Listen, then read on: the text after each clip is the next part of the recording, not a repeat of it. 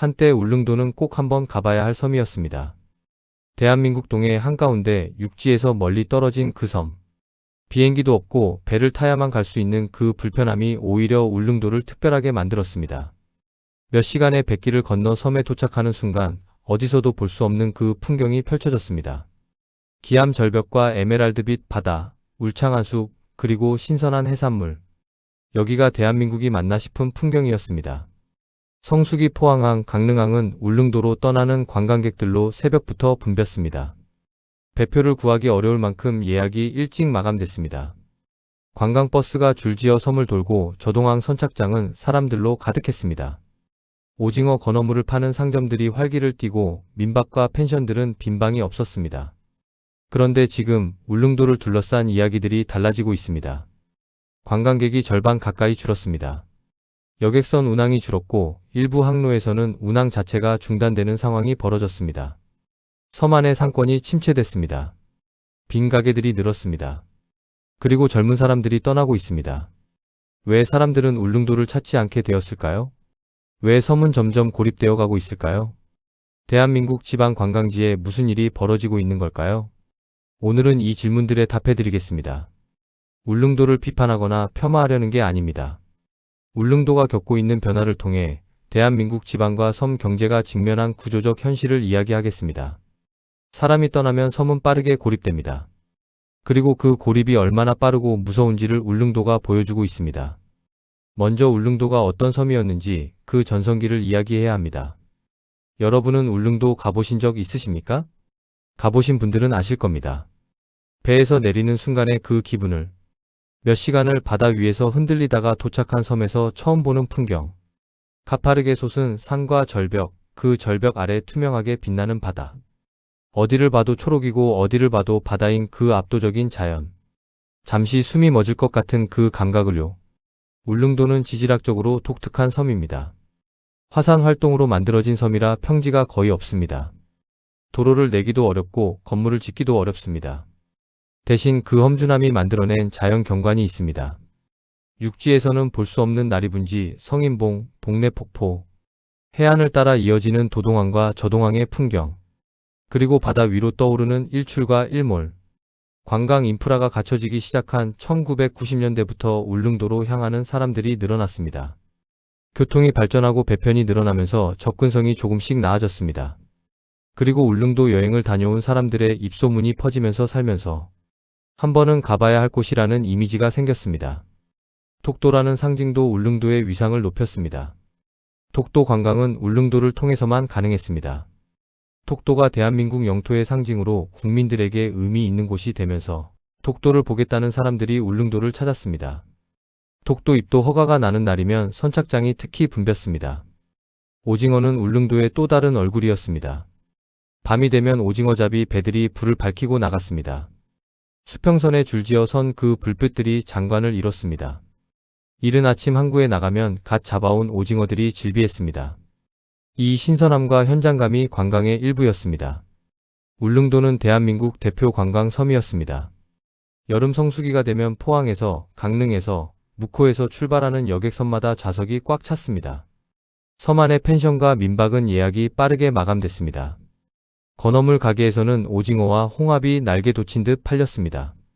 울릉도는 그 시절 살아 움직이는 관광지였습니다. 울릉도가 그렇게 인기 있었던 이유는 무엇이었을까요? 첫째는 희소성이었습니다. 울릉도는 아무 때나 쉽게 갈 수 있는 곳이 아닙니다. 배를 타야 하고 날씨가 좋아야 하고 몇 시간의 항해를 감수해야 합니다. 이 불편함이 울릉도를 특별하게 만들었습니다. 가기 어렵기 때문에 더 가보고 싶어지는 심리. 다른 사람들이 쉽게 가지 못하는 곳을 갔다는 것이 하나의 경험이 됩니다. 둘째는 육지에서 볼 수 없는 자연 풍경이었습니다. 화산섬 특유의 지형, 맑고 깊은 바다, 울창한 원시림. 제주도와도 다르고 한반도 본토와도 다른 독특한 자연환경이 사람들을 매료시켰습니다. 셋째는 독도와의 연결이었습니다. 울릉도에서만 독도를 가볼 수 있다는 점이 울릉도에 오는 이유가 됐습니다. 애국심과 관광이 연결된 특별한 경험. 독도를 가봤다는 것, 직접 눈으로 봤다는 것이 많은 사람들에게 의미 있었습니다. 넷째는 국내 여행 붐이었습니다. 2000년대, 2010년대 국내 관광 수요가 늘면서 특별한 경험을 줄 수 있는 관광지에 대한 관심이 높아졌습니다. 울릉도는 그 수요를 흡수했습니다. 울릉도는 단순 여행지가 아니라 특별한 경험이었습니다. 그런데 왜 지금은 관광객이 줄고 있을까요? 여러 이유들이 겹쳐서 울릉도 관광의 기반이 흔들리고 있습니다. 7가지를 살펴보겠습니다. 첫 번째는 접근성의 근본적인 한계입니다. 섬은 결국 접근성이 생명입니다. 울릉도의 가장 큰 약점은 오랫동안 접근성이었습니다. 포항에서 배를 타면 3시간, 강릉에서 타면 2시간 반. 날씨가 좋은 날만 배가 뜹니다. 파도가 높거나 안개가 끼면 결항입니다. 공항이 없습니다. 이게 울릉도의 가장 큰 구조적 한계입니다.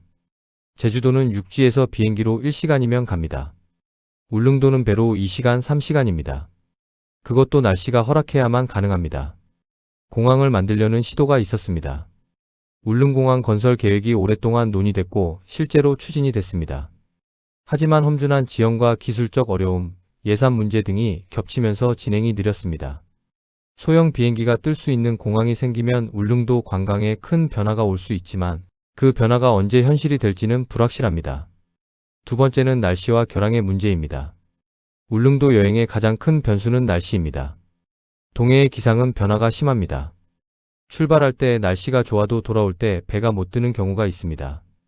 예정된 일정에서 하루, 이틀 더 묵기는 경험을 한 관광객들이 있습니다. 직장인에게 그 하루, 이틀은 큰 문제입니다.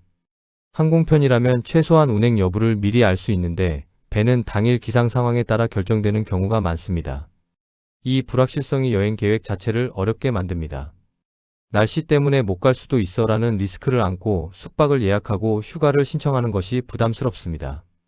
그 부담이 울릉도를 선택 목록에서 뒤로 밀어내게 됩니다. 텅 빈 선착장. 이 풍경은 결항이 잦을 때 현실이 됩니다. 관광객들이 돌아가고 배가 뜨지 않고 섬 안은 고요해집니다. 그리고 그 경험이 한 번 있으면 다음에는 다른 곳을 택하게 됩니다. 세 번째는 해외여행 재개와 경쟁 심화입니다. 코로나 시기에 해외여행이 막히면서 국내 여행 수요가 높아졌습니다. 울릉도에도 그 수혜가 일부 있었습니다. 갈 수 있는 곳이 제한되다 보니 평소에 가보지 않았던 울릉도를 찾는 사람들이 늘었습니다. 그런데 코로나가 끝나면서 해외여행이 재개됐습니다. 일본, 동남아, 유럽. 이 선택지들이 다시 열리자 사람들은 이동했습니다. 울릉도에 갈 시간과 돈으로 일본 여행을 갈 수 있게 됐습니다. 비슷한 비용으로 더 다양한 경험을 할 수 있는 해외여행이 다시 매력적인 선택지가 됐습니다. 제주도와의 경쟁도 여전합니다. 제주도는 비행기로 1시간이면 가고 숙박과 식당 선택이 훨씬 다양하고 관광 인프라가 잘 갖춰져 있습니다. 같은 시간과 비용이라면 제주도를 선택하는 사람들이 많습니다. 네 번째는 높은 여행 비용입니다. 울릉도 여행은 점점 비싼 여행이 되었습니다. 배요금, 섬 안의 숙박비, 식사 비용. 울릉도는 모든 물자를 배로 들여와야 하기 때문에 물가가 높습니다. 육지에서 같은 식사를 하면 더 저렴한 경우가 많습니다. 숙박 선택지도 제한적입니다. 섬 안에 지을 수 있는 건물이 한정적이기 때문에 숙박 공급 자체가 많지 않습니다. 공급이 제한적이니 가격이 높아집니다. 성수기에는 특히 숙박비가 올라갑니다. 왕복 배삭, 섬 안의 이동 비용, 숙박비, 식비를 합치면 울릉도 여행의 총 비용이 적지 않습니다. 비슷한 예산으로 해외여행이 가능한 시대에 이 비용이 울릉도를 선택하는 데 부담이 됩니다. 다섯 번째는 관광 인프라의 한계입니다. 울릉도는 지형 특성상 인프라를 확충하기가 어렵습니다. 도로를 넓히기 어렵고 대형 숙박시설을 짓기도 쉽지 않습니다. 렌터카 이용도 제한적이었습니다. 섬이 작고 도로가 좁아서 섬 전체를 자유롭게 돌아보기가 쉽지 않았습니다. 현재는 일주도로가 완공되는 등 인프라 개선이 이뤄졌지만 여전히 육지의 관광지와 비교하면 이동과 접근에 제약이 많습니다. 맛집을 찾아가거나 원하는 관광지를 자유롭게 방문하는 것이 쉽지 않은 환경입니다. 여섯 번째는 인구 감소와 지역 고령화입니다. 섬은 이미 오래전부터 젊은 사람들이 떠나고 있었습니다. 직장과 교육의 기회가 없으니 자녀들이 육지로 떠납니다. 부모 세대가 남고 자녀 세대는 떠납니다. 이렇게 세대가 바뀌면서 섬의 인구가 줄고 인구가 줄면서 섬의 활력이 떨어집니다. 울릉도 인구는 지속적으로 감소해왔습니다. 주민이 줄면 상권도 줄어듭니다. 상권이 줄면 섬 안의 서비스가 줄어듭니다. 서비스가 줄면 관광객 만족도도 떨어집니다. 관광객이 줄면 또 상권이 줄어듭니다. 이 악순환이 조용히 진행되어 왔습니다. 노동력 문제도 있습니다. 숙박업소나 식당을 운영하려면 사람이 필요합니다. 하지만 섬 안에서 일할 사람을 구하기 어렵습니다. 육지에서 직원을 데려오면 그 비용이 서비스 가격에 반영됩니다. 인력 부족이 관광 서비스의 질에도 영향을 미칩니다. 늙어가는 섬. 이것이 울릉도가 직면한 현실 중 하나입니다. 7번째는 관광 의존 경제의 취약성입니다. 관광객이 줄어들면 섬 경제 전체가 흔들립니다. 울릉도 경제는 크게 두 가지에 의존합니다. 어업과 관광. 그런데 어업도 어획량이 줄어드는 추세이고 관광도 흔들리기 시작했습니다. 두 가지 주요 소득원이 동시에 약해지고 있는 상황입니다. 관광 수입이 줄어들면 섬 안의 상점들이 타격을 받습니다. 숙박업소, 식당, 기념품 가게. 이것들이 관광객을 대상으로 운영되는 사업들입니다. 관광객이 줄면 이 사업들의 매출이 줄고 버티지 못하면 문을 닫습니다. 문을 닫으면 남은 관광객들에게 제공할 수 있는 서비스가 더 줄어듭니다. 이것이 또 관광객 감소로 이어집니다. 관광 의존 경제는 외부 변수에 극도로 취약합니다. 날씨가 나빠서 배가 못 오면 수입이 없습니다. 해외여행이 재개되면 관광객이 줄어듭니다. 경기가 나빠지면 여행 소비가 줄어듭니다. 이 모든 변수들이 울릉도 경제를 직격합니다. 지금 울릉도는 어떤 현실에 처해 있을까요? 울릉도는 점점 더 멀어지고 있습니다. 관광객 수가 줄었습니다. 최근 몇 년 사이 울릉도를 찾는 관광객이 눈에 띄게 감소했습니다. 성수기에도 배표가 예전처럼 빠르게 마감되지 않는 경우가 생겼습니다. 여객선 운항에도 문제가 생겼습니다. 수요가 줄면서 일부 항로의 운항이 중단되거나 줄어드는 상황이 벌어졌습니다. 여객선 회사의 수익성이 나빠지면 운항 횟수를 줄이거나 노선을 접게 됩니다.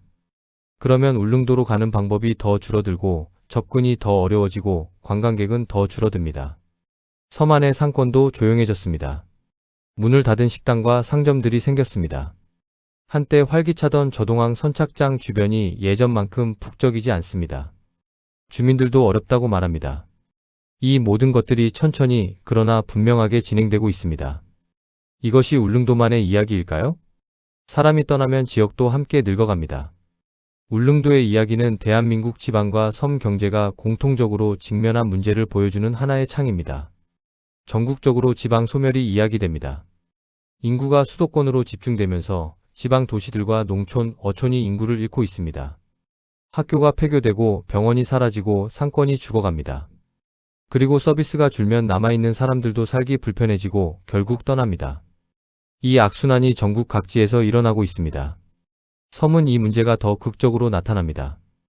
육지와 물리적으로 분리되어 있기 때문에 한번 인구가 줄어들고 경제가 위축되기 시작하면 회복하기가 훨씬 어렵습니다.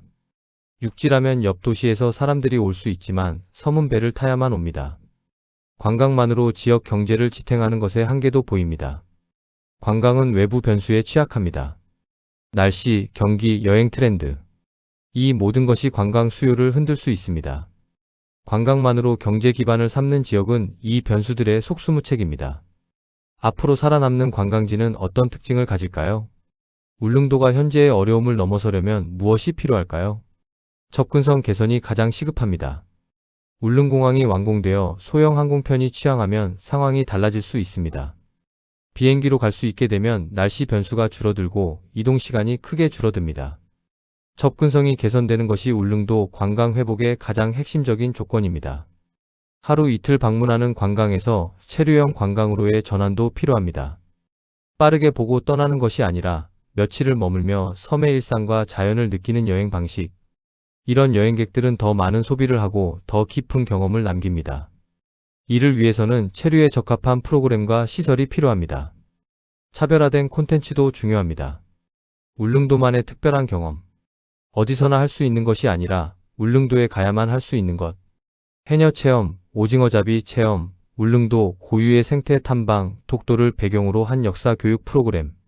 이런 것들이 울릉도를 특별한 목적지로 만들 수 있습니다. 오늘 이야기를 마무리하겠습니다. 울릉도의 변화는 대한민국 지방의 미래일지도 모릅니다. 울릉도는 여전히 아름다운 섬입니다. 바뀐 건 섬의 자연이 아니라 그 섬을 둘러싼 환경과 구조입니다. 접근 방식이 달라졌고 여행자들의 선택이 달라졌고 섬 안의 인구 구조가 달라졌습니다. 지방과 섬은 점점 더 어려워지고 있습니다. 수도권으로의 인구 집중, 지방 인프라의 부족, 관광 의존 경제의 취약성. 이것들이 울릉도에서 선명하게 나타나고 있습니다. 관광만으로 지역을 살리기 어렵습니다. 관광이 중요한 수입원이 될 수 있지만 그것만으로는 지역이 지속 가능하게 살아가기 어렵습니다. 사람이 살 수 있는 조건, 즉 일자리, 교육, 의료, 인프라.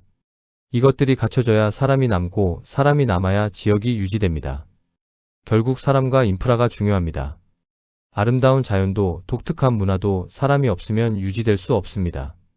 울릉도의 자연을 지키고 싶다면 울릉도에 사람이 살 수 있어야 합니다. 사람이 살 수 있으려면 사람들이 원하는 삶의 조건들이 갖춰져야 합니다. 새벽 항구에서 여객선을 기다리는 사람들. 그 풍경이 다시 활기를 찾을 날이 오기를 바랍니다. 그리고 그 활기는 단순한 관광 부흥이 아니라 섬 안에 사람들이 뿌리를 내리고 살아갈 수 있는 조건들이 만들어질 때 비로소 가능할 겁니다. 울릉도의 이야기는 끝나지 않았습니다. 다만 지금 그 이야기의 어려운 챕터를 지나고 있을 뿐입니다.